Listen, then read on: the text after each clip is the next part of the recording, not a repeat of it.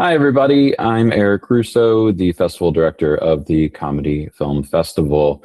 I'm joined today by a number of filmmakers from our 2026 programming that are playing in Austin, May 8th through the 10th. So to start things off, I'm joined with Stephen Haas. Stephen, tell us a little bit about yourself and the film you're representing. My name's Stephen. I'm from Chicago, and the film is titled Rejection. And we made it a bit ago. It's got my friend Harry in it, and it's about getting rejected. Awesome. Really fun one there. Great take on what's going on and kind of the social media dating kind of landscape there. So really happy to share that with people. And keeping it going, we've got Bob Harper. Bob, tell us a little bit about yourself in the film. Hi, I'm sorry. I'm originally from Dallas, Texas, but based out of Los Angeles. I've had a 30-year career in the animation industry, working for a bunch of kids companies. So I've created the Fugly Duckling, which is my protest against kids entertainment.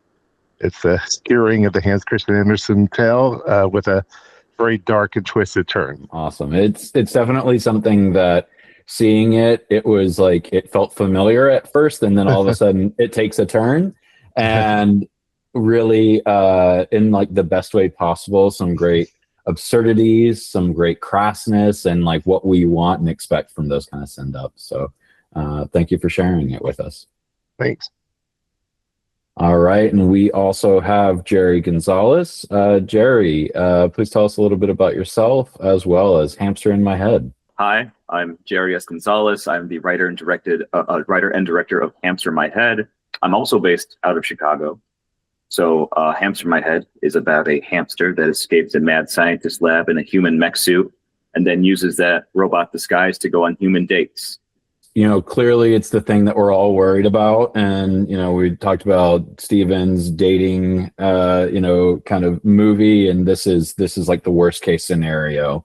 Rejection obviously is bad enough, but it's even worse when you find out that your date is a hamster in a men's suit. And we also have Janelle returning a part of our first year programming and back with us today. Janelle, tell us a little bit about yourself as well as your film. Hi, everyone. My name is Janelle Lee Austin, and I am representing my big fat alien wedding.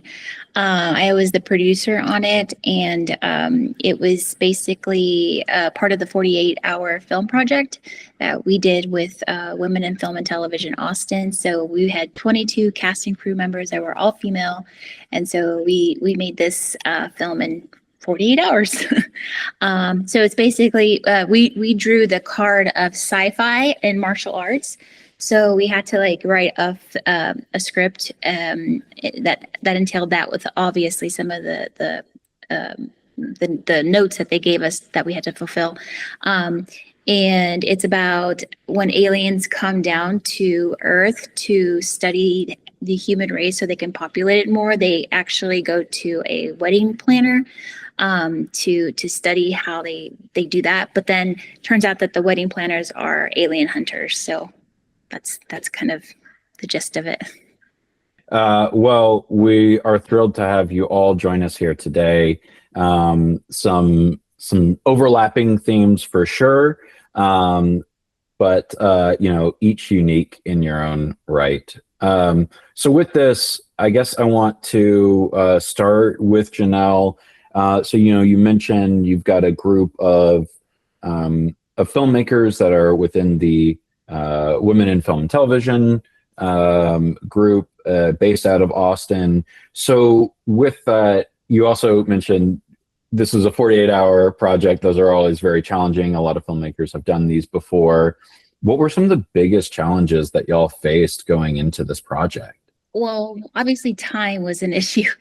Also, I think the writing was challenging, just because when me and my producer went to go draw the genre that we were doing, we were hoping that it was like something like horror, because we felt like that would have been easier. But then when they threw out the martial arts / sci-fi, we were like, what are we gonna do?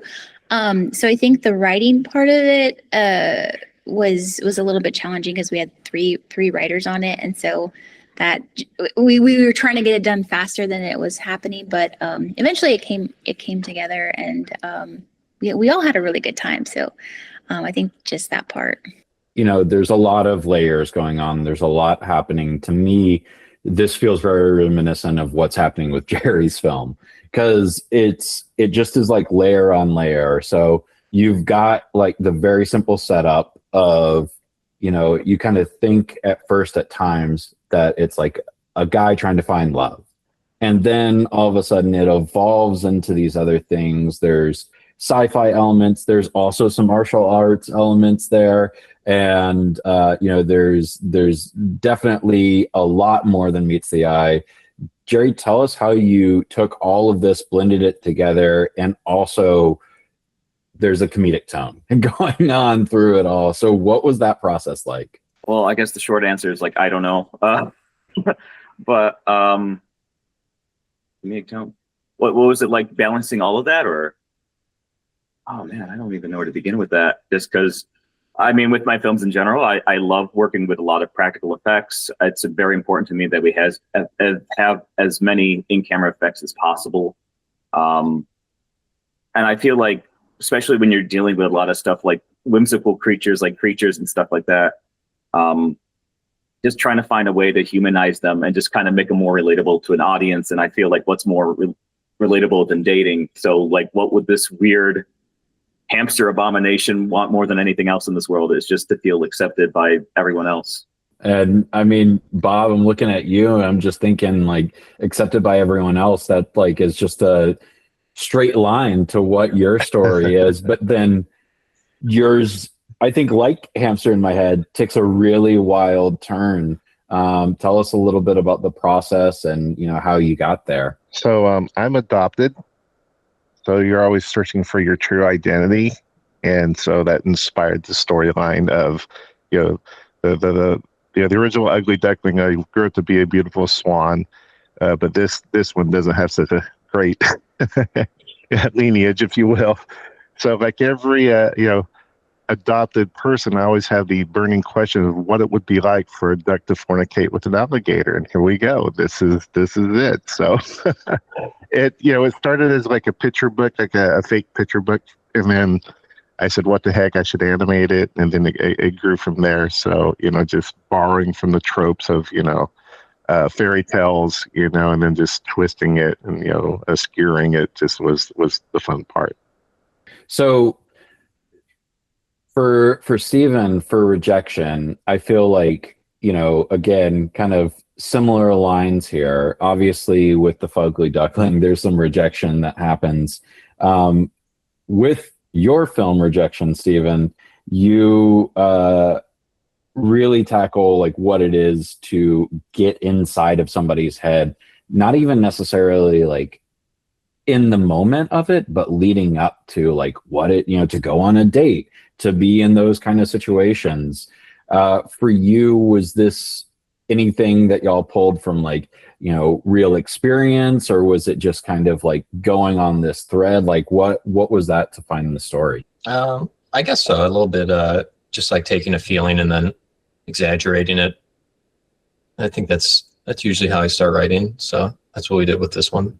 So are you a big fan of like these kind of like dating shows in general, or are you just like everybody bombarded with it on social media and you can't help but ignore it?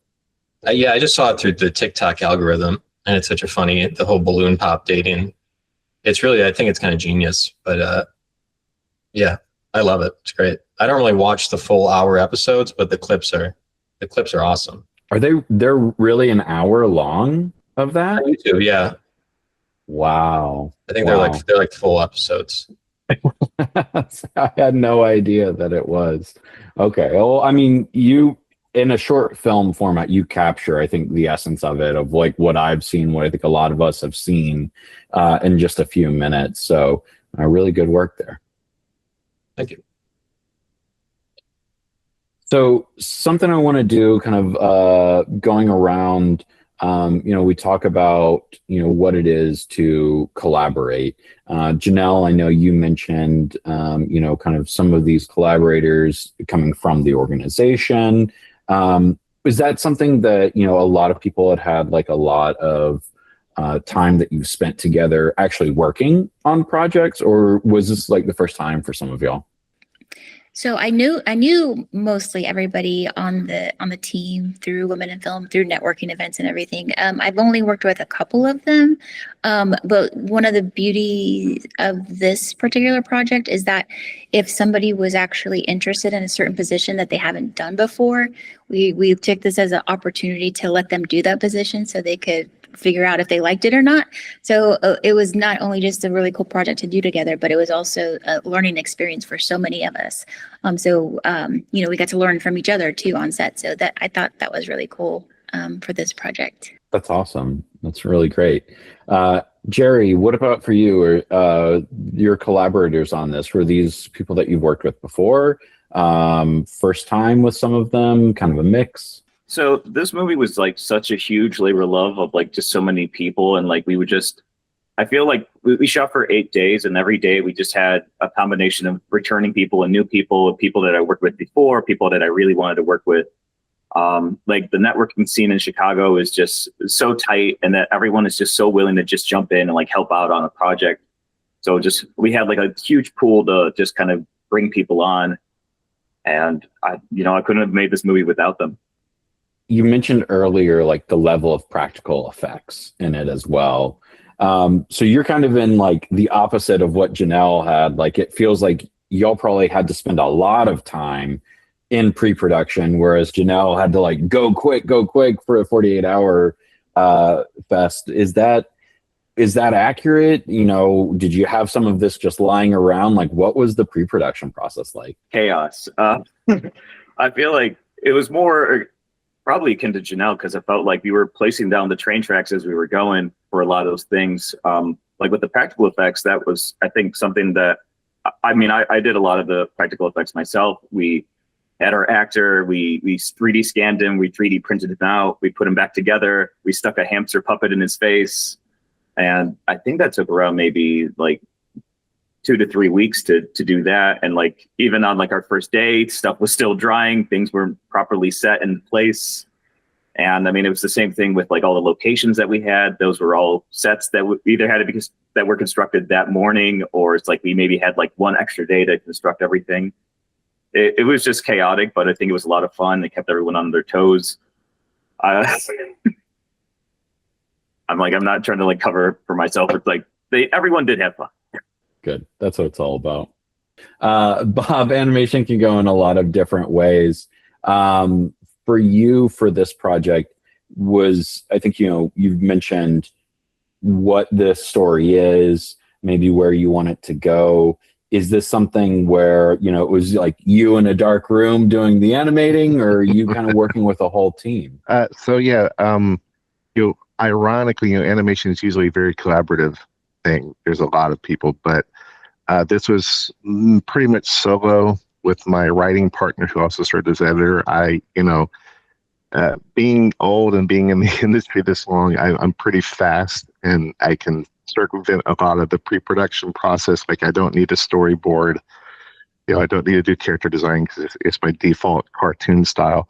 So I was able to streamline the actual process, and it went a lot quicker. So yeah, it's pretty much me in my underwear in the dark room, animating and sending it off to my partner who edited it, and then we got it to a mixer and all that stuff. So the collaborative process is more spread out and remote. We don't all have to be in one room.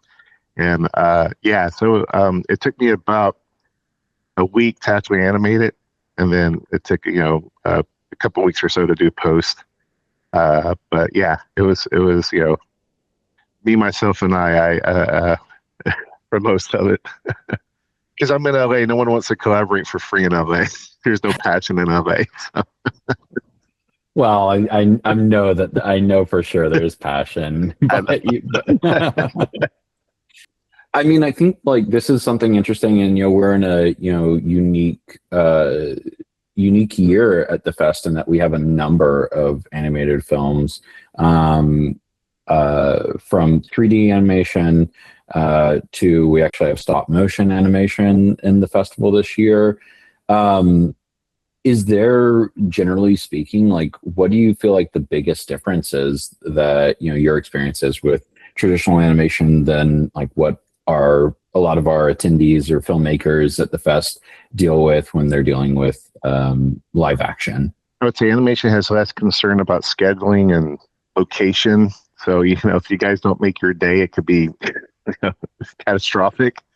Whereas, you know, we do have a schedule, but, you know, it's not beholden to like an actor's schedule or the location and what have you. So it's easier on that end, but the process does generally take longer. I mean, you could shoot a lot with the camera quickly. Yeah, a 48-hour project, I probably would never do animated. That would, you know, that would definitely be out of the cards for me. And then the different process. I mean, stop motion is a very long process, and I, at a young age, decided I'd rather do sanity in life rather than do stop motion. So I have much respect for stop motion, and then CG has come a long way as well with their production pipelines to make things faster. But yeah, that's generally the thing.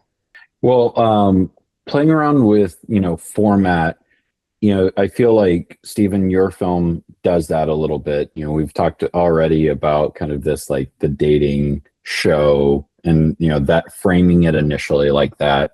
But there's also, it's not just that kind of straightforward. There's a lot of sets going on. There's characters that are in and out. You make a little cameo in it at one point.